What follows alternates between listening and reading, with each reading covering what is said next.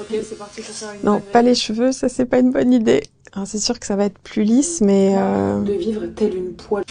bah, c'est normal d'avoir cette quantité-là de poils sur le visage en fait. Bonjour, c'est Dermatodré. Aujourd'hui on va parler de se raser le visage. Alors c'est pas vraiment une trend récente, mais plus on est exigeant sur son visage, plus on est perfectionniste sur l'aspect de sa peau, moins on va tolérer les petites particularités naturelles que sont les poils et le duvet sur le visage. Se raser le visage occasionnellement, c'est bénin, c'est pas dangereux, mais il y a quand même des risques qu'il faut connaître si on le fait régulièrement. Ça fait des micro-coupures qui peuvent se surinfecter, donc faire des folliculites, c'est-à-dire des boutons qui ressemblent à de l'acné. Et puis aussi, ces micro-coupures et le fait d'enlever une partie de la couche cornée, de la couche superficielle de la peau, ça va favoriser tous les problèmes de peau auxquels notre peau peut être sujet d'habitude, c'est-à-dire l'eczéma, le psoriasis, la dermite séborréique, la rosacée, vont être favorisés par le rasage du visage. Alors non, à la rigueur, c'est le seul risque qu'on peut pas reprocher au rasage du visage. Ça ne stimule pas ni la vitesse, ni le diamètre du poil. C'est un fait scientifique, c'est avéré, et je vous encourage à lire les études à ce sujet. En fait, quand on regarde un poil au microscope, on voit que naturellement, il a une extrémité souple, qui est un peu usée, qui est plus claire, et une base qui est plus rigide et qui est plus foncée. Donc quand on coupe un poil qui est en phase anagène, en phase de pousse,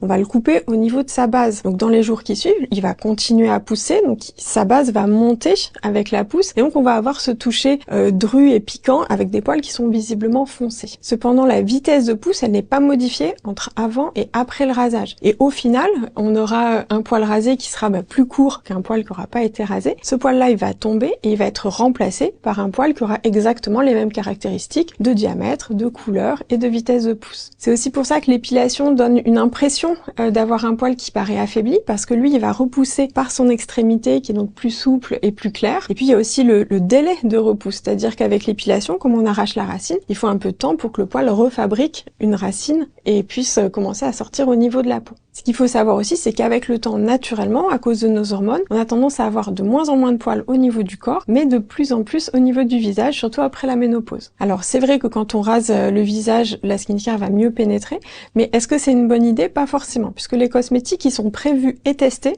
pour être appliqués sur une peau saine, intègre, qui n'a pas toutes ces petites micro-plaies du rasage. Donc ils contiennent des conservateurs, des principes actifs qui sont faits pour être en contact avec l'épiderme et non avec le derme. Donc je recommande pas forcément de raser le visage pour une meilleure pénétration des cosmétiques. Alors oui, les poils ont un rôle important dans l'écosystème naturel de notre peau. D'abord, ils ont un rôle de tuteur dans le follicule pilosébacé pour permettre que le sébum s'évacue naturellement. Ils forment aussi un gîte pour les bactéries, les parasites qui vivent naturellement sur notre peau et dont on a besoin. En fait, le duvet, il est présent partout sur notre corps, soit on a des poils ou des cheveux, soit on a du duvet. Il est plus doux au toucher et plus clair que les poils terminaux. Il mesure en général moins de 5 mm de long et donc on le retrouve, comme je vous disais, partout, sauf au niveau du derrière des oreilles, des lèvres, des muqueuses, des paumes de main, des plantes de pied et aussi un autre endroit que je vous laisse deviner en commentaire.